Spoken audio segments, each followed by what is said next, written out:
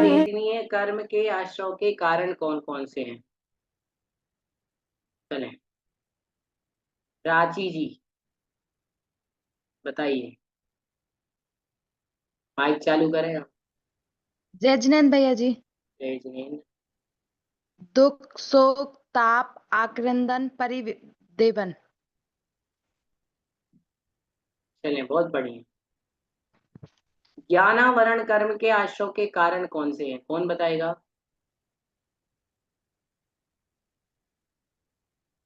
संध्या जी बंडा बताइए। तत्प्रदोष निन्नव मात्सर्य आसादन उपघात और अंतराय। बहुत बढ़िया। ये ज्ञानावरण और दर्शनावरण के अंतराय आश्रव के कारण है। निसर्ग किसे कहते हैं और निसर्ग के कितने भेद हैं? कौन निसर्ग बताएगा? हमने पढ़ा था। हमें पता है। कौन बताएगा? सुधा जी पाटनी बताइए। माइक चालू करें आपका। बता। माइक चालू करें। नहीं हो रहा। हो रहा भैया जी। हाँ बताइए, हो गया हो गया। किसे कहते हैं निसर्ग?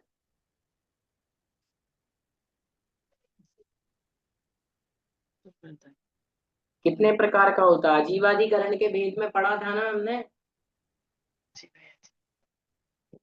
आवाज ही नहीं आ रही है। माइक चालू करें। माइक चालू करें आपका।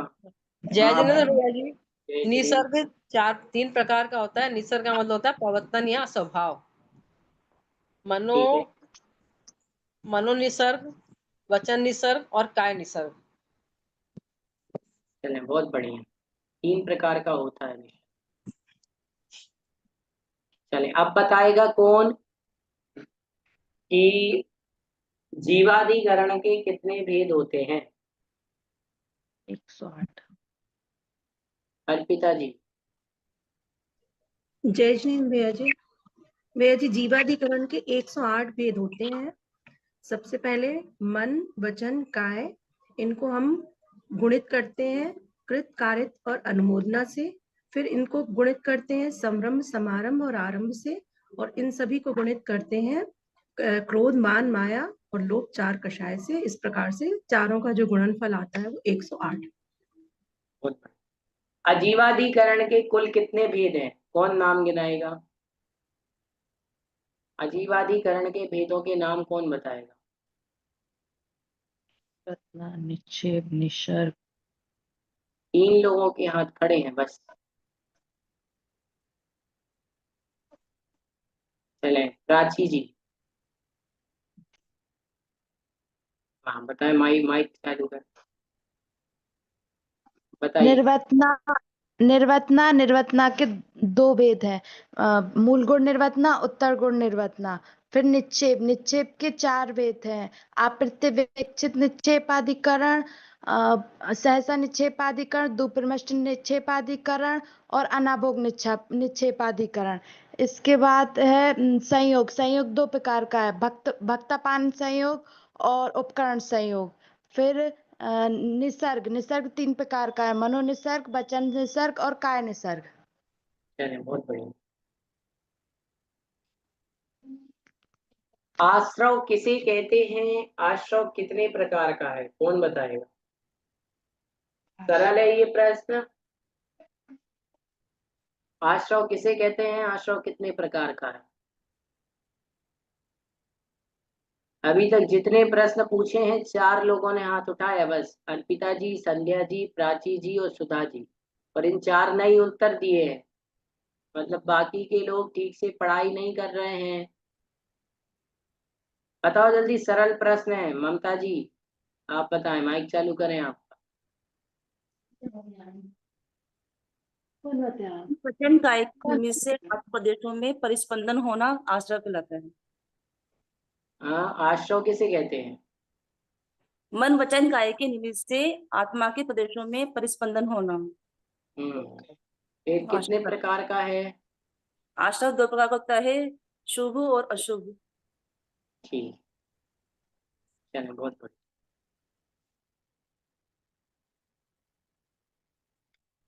चलिए अब हम एक प्रश्न और पूछते हैं अंतिम। आश्रव में विशेषता किस प्रकार से है? आश्रव में विशेषता किस प्रकार से है, कौन बताएगा? नीति जी बता रही है नहीं? आश्रव में विशेषता, सुषमा जी बताइए, माइक चालू करें आपका। सुषमा जी बताइए। तीव्र मंद ज्ञाता ज्ञात भाव, तीव्र मंद ज्ञाता ज्ञात भाव, वीर विशेष विशेष व्यस्त विशेष। तीव्र माइक चालू करें आपका। और वीर बोलिए। विशेष की अपेक्षा उसमें विशेषता होती है। चलें बहुत बढ़िया। चलें आइए हम आज का स्वाध्याय प्रारंभ करते हैं। मंगलाचरण के लिए हाथ जोड़ लीजिए सभी। इडमो अरिहन्ताणम्, इडमो सिद्धाणम्, इडमो आयरियाणम्, इडमो वज्रायाणम्, इडमो लोये संवसाहुरम्, मोक्षमार्गस्य नेतारम्, वेत्तारं कर्मभूभृतां, ज्ञातारं विश्वतत्त्वानां, वन्दे तद्गुणलब्धये। केवली पंच परमेशी भगवान की जय। आचार्य भगवंत पूज्यपाद स्वामी महाराज की जय। आचार्य गुरुवर विद्यासागर जी महाराज की जय। नवाचार श्री समय सागर जी महाराज की जय। जगत पूज्य निर्यापक श्रवण मुनि पुंगव सुधा सागर जी महाराज की जय। चर्चा हमारी चल रही थी वेदनीय कर्म की। वेदनीय कर्म में हमने असाता वेदनीय कर्म के आश्रव के कारणों को जाना था कि दुख, शोक, ताप, आक्रंदन, वध, परिदेवन, मुख्य रूप से ये 6 कारण असाता वेदनी की आश्रव के कारण हमने जाने थे। अब सूत्र नंबर 12 पैराग्राफ नंबर 631, असाता वेदनी के आश्रव के कारण कहे, परंतु साता वेदनी के आश्रव के कारण कौन से हैं, इस बात को बतलाने के लिए अगला सूत्र कहते हैं। असाता वेदनीय कर्म के आश्रव के कारण कौन कौन है, वो सूत्र में बताते हैं। 12 नंबर निकाल लीजिए। 12 नंबर सूत्र, भूत वृत्त्यनुकंपा, भूत वृत्त्यनुकंपा, दान सराग संयमादि, योगः शांति,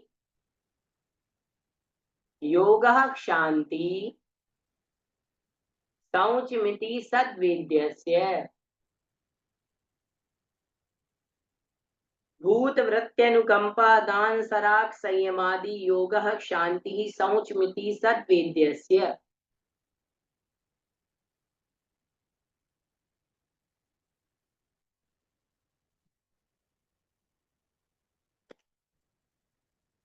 भूत वृत्त्यनुकंपा, दान सराग संयमादि, योगः क्षांति, शौचमिति सद्वेद्यस्य। 3 बार बोल लीजिए सूत्र को।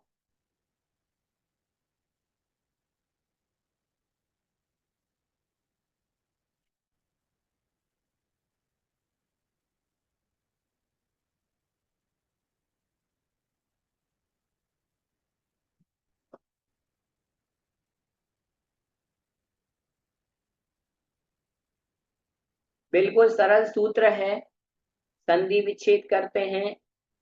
भूत व्रति अनुकंपा, भूत अनुकंपा, व्रति अनुकंपा, दान सराग संयम, योग शांति, शौचम इति सद्वेद्यस्य। सद्वेद्यस्य अर्थात साता वेदनीय के आश्रय के कारण है। क्या क्या है? भूत अनुकंपा, व्रति अनुकंपा, दान सराग संयम आदि, योग शांति, शौच, ये सब किसके आश्रय के कारण है? बताइए, किसके आश्रय के कारण है? साता वेदनी। साता वेदनी का अर्थ होता है सुख, असाता वेदनी का अर्थ होता है दुख। तो टीका में कहते हैं, टीका 632 नंबर पैरा, जो कर्मोदय के कारण विविध गतियों में होते हैं वे भूत कहलाते हैं। देखो, जो कर्मोदय के, कोई पूछ ले भूत किसे कहते हैं, तो जो कर्मोदय के कारण विविध गतियों में होते हैं वे भूत। भूत शब्द का अर्थ होता है प्राणी, भूत शब्द का अर्थ होता है जीव। क्या होता है? जीव। लिख लेना कि क्या होता है? प्राणी होता है भूत शब्द का। संसार में जितने भी भूत हैं, भूत अर्थात प्राणी, पता है भगवान के 1008 नामों में भूतनाथ एक नाम ये भी आया। क्या नाम आया? भूतनाथ। तो जो अन्य दर्शन वाले हैं ना, बौद्ध इत्यादि दर्शन को मानने वाले, वो तो भूतनाथ का मतलब ये समझते हैं कि संसार में जितने भूत हैं, मतलब राक्षस इत्यादि, उन वो भी जिनके वश में रहते हैं वो कहलाते हैं भूतनाथ। लेकिन जैन धर्म कहता है भूत शब्द का अर्थ होता है प्राणी और नाथ शब्द का अर्थ होता है स्वामी। तो जो संसार के समस्त प्राणियों के स्वामी हैं वो कहलाते हैं भूतनाथ। इसलिए भगवान के 1008 नामों में भूतनाथ भी है। तो भूत जो कर्मोदय के कारण विभिन्न गतियों में भटक रहे। अब कर्मोदय के कारण विभिन्न गतियों में कौन भटक रहा है बताओ? आप और हम तो भटक रहे कि नहीं? जीव भी भटक रहा है, तो वो कहलाते भूत। भूत यह प्राणी का पर्यायवाची शब्द है। देखो लिखा है, भूत यह प्राणी का पर्यायवाची शब्द है। अहिंसा आदि व्रतों का वर्णन आगे करेंगे। मतलब अहिंसाणुव्रत, सत्याणुव्रत, सत्यव्रत, ये इत्यादि जो व्रत है ना, इनका वर्णन आगे आएगा 7वें अध्याय में। उनसे जो युक्त हैं वे व्रती हैं, अर्थात जो अहिंसा इत्यादि व्रतों से युक्त हैं वो व्रती हैं। ऐसे प्राणी जो व्रतों से सहित हैं, है ना, ऐसे प्राणी जो व्रतों से सहित हैं वो व्रती हैं। और भूत मतलब प्राणी, दो शब्द हैं, भूत और व्रति। भूत शब्द मतलब संसार के समस्त प्राणी, उसमें चिड़िया भी आ गई, गाय भी आ गई, हाथी भी आ गया, निर्बल भी आ गया, सबल भी आ गया, दुर्बल भी आ गया, सब आ गए। और व्रति अर्थात होता है व्रत को धारण करने वाला। जो अहिंसादिक व्रतों को धारण करता है वो व्रति हो गया। तो दो शब्द हो गए, व्रति और भूत। फिर आगे कहते हैं वे दो प्रकार के हैं। देखो, व्रति दो प्रकार के हैं। पहले जो घर से निर्वृत्त होकर संयत हो गए, जो घर से निर्वृत्त मतलब घर छोड़ छाड़ के जो क्या बन गए? संयमी बन गए, साधु बन गए, मुनि बन गए। एक, और दूसरे जो गृहस्थ संयता संयत, जो अभी गृहस्थी में हैं, जैसे आप लोग हैं, कई ने 2 प्रतिमाएं ले रखी होंगी, है ना, वो गृहस्थ कहलाते हैं। जो घर में रह करके त्याग तपस्या करते हैं, जो मुनि नहीं बने हैं, वो सब गृहस्थ हैं, जिनके 2, 4, 5, 7 इत्यादि प्रतिमाएं हैं। तो दो प्रकार के, एक तो संयमी, कौन से वाले संयमी? जिन्होंने घर छोड़ दिया है, और एक जो घर में रहते हैं। सामान्य से कहूं तो दो प्रकार का, सागार और अनगार, ठीक है, गृहस्थ और निर्ग्रंथ, मुनि धर्म और श्रावक धर्म। अनुग्रह से दयाद्र चित्त वाले दूसरे की पीड़ा को अपनी पीड़ा मानने का जो भाव है वो अनुकंपा। अनुकंपा की परिभाषा देखो, नोट करो, कितनी सरल है। अनुग्रह से दयाद्र चित्त वाला, ऐसा व्यक्ति जिसका चित्त दया से सहित है, वो सब प्राणियों पर, अर्थात जो दूसरे अन्य प्राणी हैं अपने अलावा, उनकी पीड़ा को जो अपना मान लेने का भाव है वो कहलाता है अनुकंपा। किसी दूसरे प्राणी को पीड़ा हो रही, लेकिन उस पीड़ा को उसने अपना मान लेने का जो भाव है वो क्या कहलाता है? अनुकंपा। जैसे कि आप और हमें कोई गाय पीड़ा में दिख रही है तो स्वयं को पीड़ा होना चाहिए, उसकी पीड़ा जो उसको हो रही है, तकलीफ हो रही है, दुखों को सहन कर रही है, तो अपने अंदर भाव आना चाहिए कि देखो तो गाय को कितनी पीड़ा, गाय की पीड़ा को देख करके अपने हृदय में पीड़ा होने का नाम अनुकंपा है। किसी दुखी को देख करके अपने हृदय में दुखी का भाव होने का नाम अनुकंपा, की देखो तो भगवान ये कितना दुखी है, मैं इसके दुख को कैसे दूर करूं, ये अनुकंपा है। तो ऐसी अनुकंपा दो जीवों पर रखनी है, एक व्रती पर और एक भूत पर। भूत अर्थात प्राणियों पर। तो संसार में जितने जीव हैं सभी के ऊपर अनुकंपा का भाव रखना, उनके दुख को अपना दुख मानना, ये क्या कहलाता है? भूत अनुकंपा। इससे साता वेदनी का आश्रय होता है।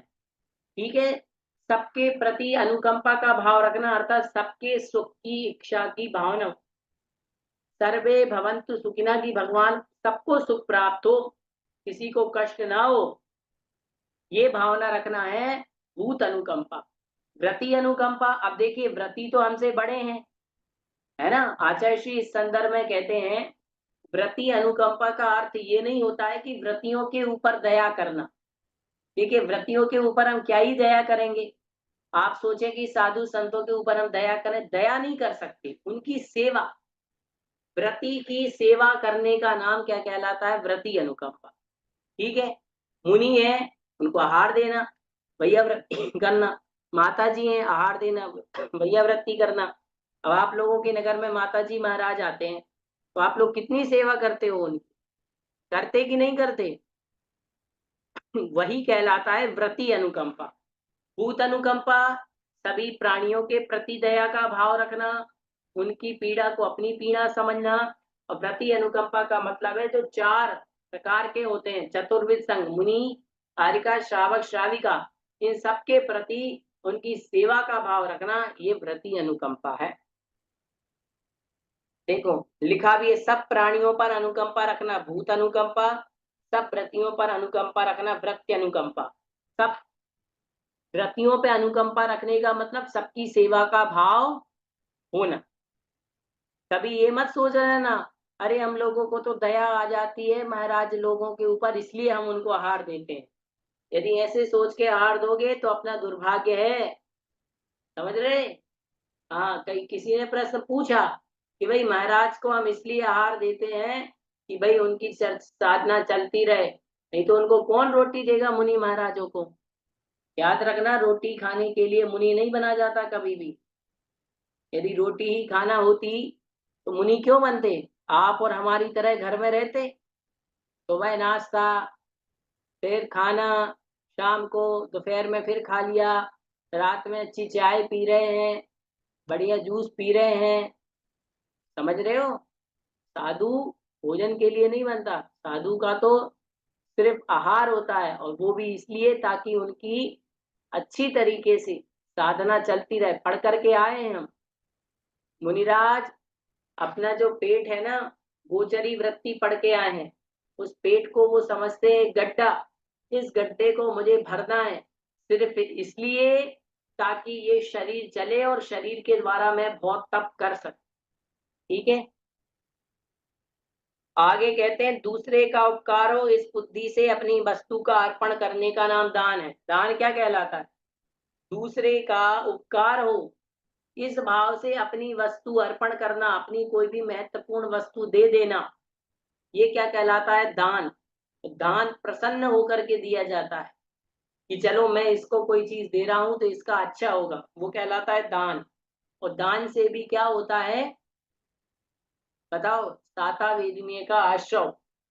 आगे कहते हैं संसार, जो संसार के कारणों के त्याग के प्रति उत्सुक हैं परंतु जिनके अभी राग के संस्कार नष्ट नहीं हुए, वो सराग संयम, संयमी तो है पर सरागी हैं।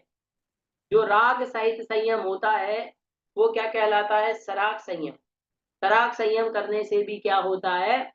साता वेदिनी का आश्रम। प्राणी और इंद्रियों के विषय में अशुभ प्रवृत्ति के त्याग को संयम कहते हैं। राग का संयम अर्थात राग सहित संयम को सराग संयम। बिल्कुल सरल डेफिनेशन है। संयम तो है, लेकिन अभी सराग संयम है। तो सराग संयम किसका कारण होता है? सातावेदनी के आश्रम का। सूत्र में सराग संयम के आगे दिए गए पद से संयम, असंयम, अकाम, निर्जरा और बाल तप का भी अर्थ ग्रहण होता है। संयम संयम का मतलब होता है पंचम गुण स्थान, कुछ संयम कुछ असंयम। पंचम गुण स्थान को संयम संयम भी कहते हैं। ठीक, फिर अकाम निर्जरा। अकाम निर्जरा आप छेड़ाला में पढ़ के आए हो, कभी अकाम निर्जरा करें अर्थात कभी भी भूख प्यास इत्यादि के दुखों को समता भाव से सहन करने का नाम अकाम निर्जरा होता है। समता भाव से कष्ट को सहन करना। मान लीजिए उपवास है आपका, है ना, अष्टमी चतुर्दशी को उपवास करते हो, शरीर में बहुत पीड़ा है, फिर भी अब नियम था तो उपवास करना था, नहीं माने उपवास कर लिया।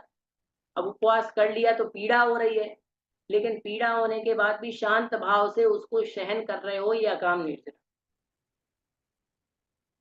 फिर है बाल तप। बाल तप क्या कहलाता है? तो बाल तप कई प्रकार के आपने देखा होगा, खोटे जो साधु संत होते हैं, बड़ी बड़ी ऐसे दाढ़ी रखे रहते हैं, बड़े बड़े बाल रखे रहते हैं, और घंटों घंटों नदी में एक पैर पे खड़े होके तपस्या करते हैं, शरीर के ऊपर विभूति लगा लेते हैं, ऐसी ऐसी कई कांटों पर लेट जाते हैं, तो ये सब बाल तप कहलाता है। अर्थात ये सब संसार इत्यादि के सुख का कारण तो है, सुख का कारण सुख तो मिल जाएगा, लेकिन ये परमार्थ का कारण नहीं है। ठीक है, बाल तप करने से संसारिक सुखों की प्राप्ति होती है, लेकिन परमार्थ की प्राप्ति नहीं होती। योग, समाधि और सम्यक प्रणिधान ये सब एकार्थवाची नाम है। पहले जो भूत अनुकंपा, व्रति अनुकंपा, तान, सराग, संयम आदि कहे, इनका योग अर्थात भले प्रकार से मन लगाना। भूत, व्रति, अनुकंपा, दान, संयम आदि योग है। क्रोध आदि दोषों का निराकरण करना शांति है, और सभी प्रकार के लोभ का त्याग करना सोच। तीन बातें बता रहे हैं।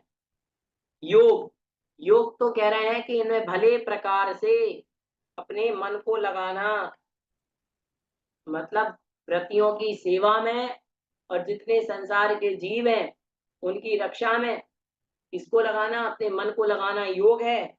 और शांति, शांति का अर्थ होता है क्रोधादि कषायों की मंदता, क्रोधादि कषाय का निराकरण, समता का भाव रखना। और सोच मतलब होता है लोभ का त्याग। लोभ का त्याग करने से ही उत्तम सोच धर्म क्या होता है? प्रकट होता है। तो जिसके मन में संतोष होता है उसे भी साता वेदनी का आश्रय होता है। संतोष है कि नहीं मन में? है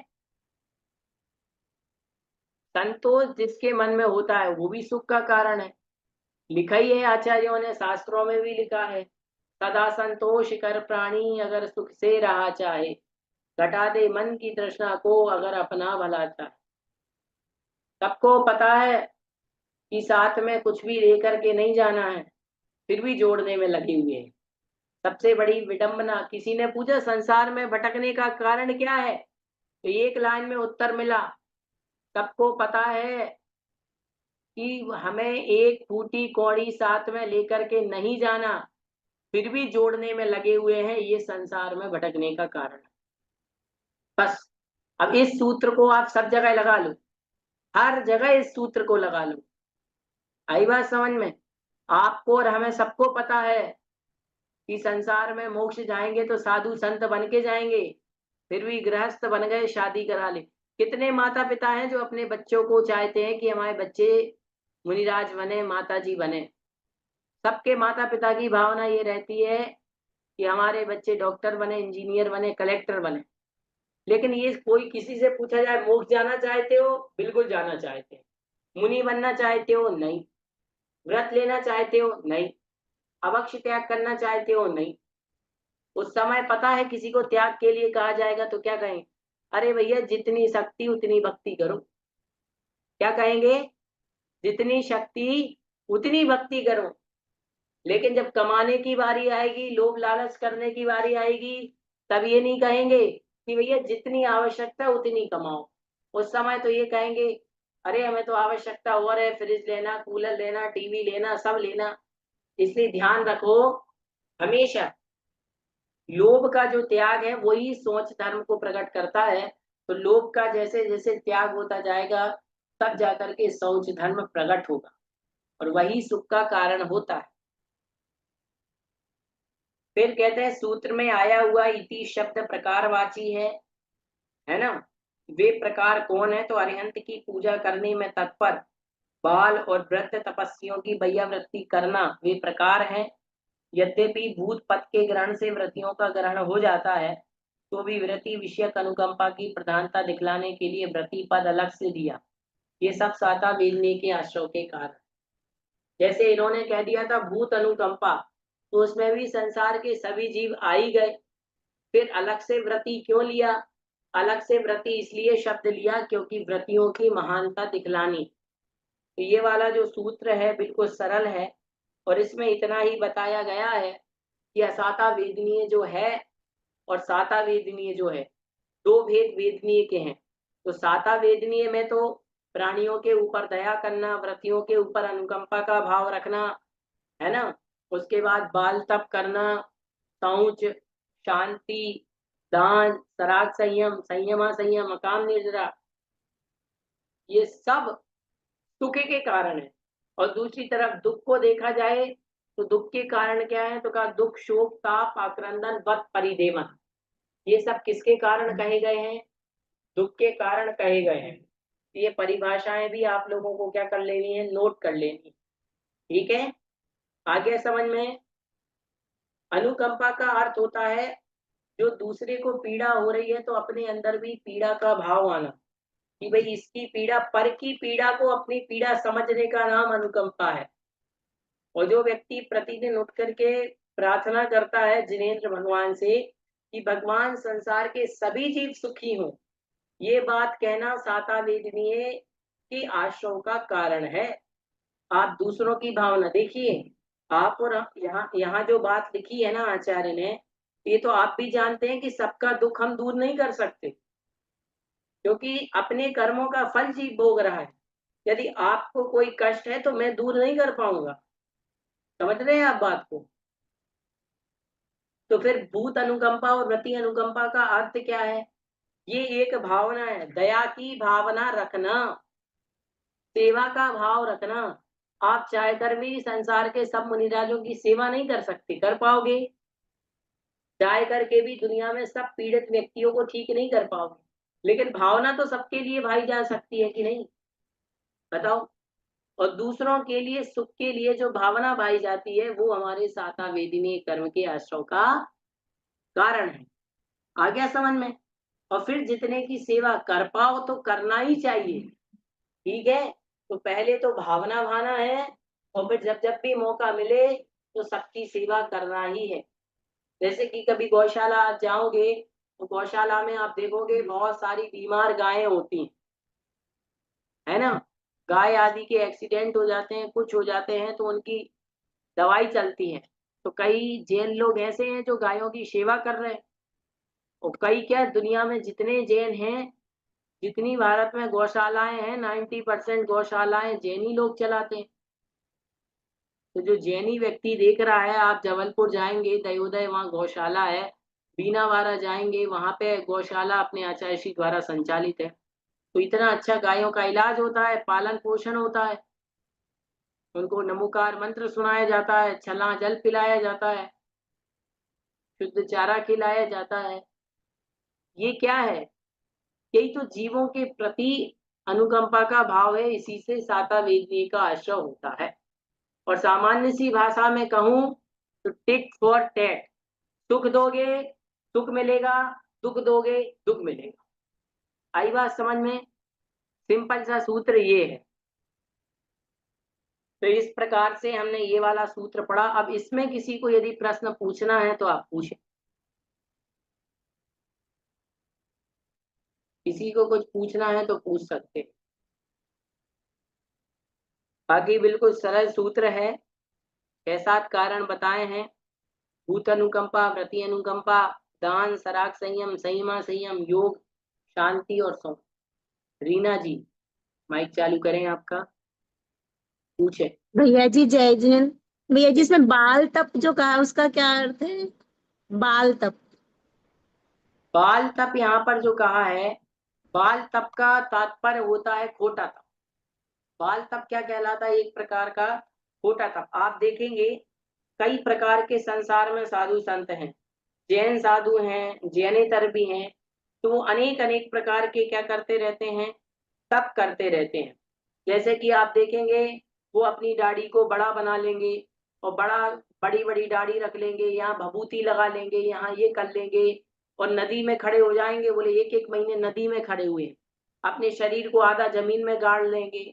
ऐसे खोटे खोटे जो तप करते हैं, विद्या की सिद्धि के लिए तप करते हैं कि मुझे ऐसी विद्या सिद्ध हो जाए, मुझे ऐसी विद्या सिद्ध हो जाए, वो सब कहलाता है बाल तप।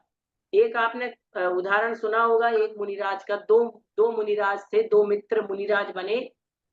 दोनों ने 12-12 वर्ष तप किया और दोनों जब मिले तो पूछा उन्होंने कि तुमने क्या किया, तुमने क्या किया? तो एक मित्र बोला मैंने 12 वर्ष तप करके जल तरणी विद्या सिद्ध की। तुमने क्या किया? बोले मैंने तो कोई विद्या सिद्ध नहीं की, मैंने तो कुछ मांगा ही नहीं। बोले अरे मूर्ख, तुमने 12 वर्ष व्यर्थ कर दिए।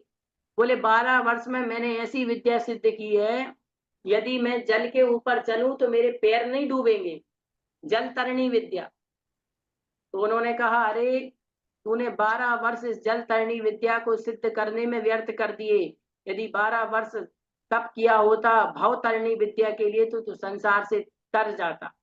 तो कहने का ये उदाहरण से तात्पर्य इतना है कि बाल तप वो है जो संसार के सुखों की प्राप्ति के लिए किया जाए, और एक भाषा में कहूं तो खोटे खोटे प्रकार के तप करना, ये सब बाल तप है। इससे सुख तो मिलता ही है। मिथ्यात्व के साथ जो तप किया जाता है, कई मिथ्या दृष्टि जीव भी करते हैं, वो भी स्वर्ग आदि के पात्र होते हैं। अभी आगे और हम पढ़ेंगे इसमें। ठीक है भैया, धन्यवाद भैया।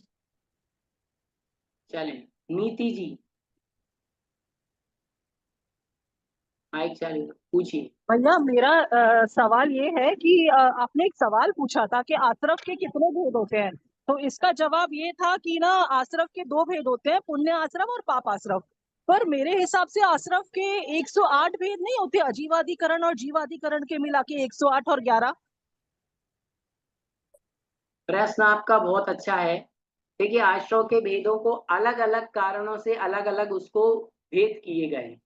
अभी हमने यहाँ पर जो चर्चा चल रही है 6ठे अध्याय में, तो हमने आश्रव की जब चर्चा करी तो आश्रव 2 प्रकार का बताया, शुभाश्रव और अशुभाश्रव, अर्थात पुण्याश्रव और पापाश्रव। तो आपको ये बताना है, ठीक है। और जब हम अधिकरण की बात करेंगे तो वहां पर जीवाधिकरण और अजीवाधिकरण के भेद से ये 2 भेद, और जीवाधिकरण के 108 भेद, ये आपको ध्यान रखना है। जब सामान्य से पूछा जाए कि आश्रव कितने प्रकार का है, तो आश्रव 2 प्रकार का है। कौन कौन सा 2 प्रकार का? शुभ और अशुभ, है ना। तो आप देखिए जो समरम्भ समारंभ आरंभ है 108 भेद कहे, तो उसमें शुभ भी है और अशुभ भी है। समरम्भ शुभ भी होता है और समरम्भ अशुभ भी होता है, होता कि नहीं होता? बताइए। तो 108 भेद जो है, जब अपन सामान्य से कहेंगे कि आश्रव 2 प्रकार का, शुभाश्रव और अशुभाश्रव, तो इसमें ये सारे के सारे भेद क्या हो जाएंगे? इंक्लूड हो जाएंगे। और जब आप विशेष जाएंगे 108 भेद भी हैं और फिर अजीवाधिकरण भी है, क्योंकि अजीवाधिकरण भी तो आश्रव में कारण है। ठीक है, चलिए अर्पिता जी। भैया जी 2 प्रश्न है। एक तो ये कि अभी हम लोगों ने सुधा जिनवाणी का स्वाध्याय कर रहे हैं, तो उसमें चतुर्विद संघ के लिए निकला था ऋषि मुनि यति अनगार, इनको चतुर्विद, जबकि हम सामान्य से मुनि आर्यिका श्रावक श्राविका को बोलते हैं। ठीक है। और दूसरा प्रश्न ये कि भैया ये शब्द 2 जो मिलते हैं, साता और वेदनी, ये अपने आप में अपोजिट है ना। साता मतलब कुछ अच्छा होना और वेदनी मतलब हम सामान्य से जो जानते हैं कि वो दुख, तो इसको समझा दीजिए। बहुत अच्छा प्रश्न है। पहला आपका प्रश्न है 4 भेद जो ऋषि मुनि यति इत्यादि कहे। हम आचार्यों के अनुसार देखें तो अलग अलग आचार्यों ने चतुर्विद संघ के लिए अलग अलग डिफाइन किया है। तो ऋषि मुनि यति भी ठीक है, वो भी 4 भेद आचार्यों द्वारा कथित मिलते हैं, लेकिन जो सबसे ज्यादा चतुर्विद संघ प्रचलन में शब्द है, हम व्यवहार में भी देखें तो वो मुनि, आर्यिका, श्रावक और श्राविका, ये 4 को चतुर्विध संघ कहते हैं। तो क्या वो गलत है? नहीं, सही दोनों हैं और दोनों अपनी अपनी अपेक्षा से हैं। ऋषि मुनि यति इसलिए कहा कि चारों वो मुनियों के ही श्रवण के ही भेद है। ऋषि भी श्रवण है, मुनि भी श्रवण है, यति भी श्रवण है, बस वो शब्द के कारण अंतर आ जाता है। जो मुनि कठोर प्रकार की तपस्या करते हैं वो अलग है, जो उपवास करते हैं वो अलग है कि नहीं? जो मुनि ज्ञान में उत्कृष्ट हैं वो अलग है। लेकिन जब चतुर्वेद संघ में मुनि हारिका श्रावक श्राविका की बात आती है तो उसमें चतुर्वेद संघ में मुनिराज भी आ गए।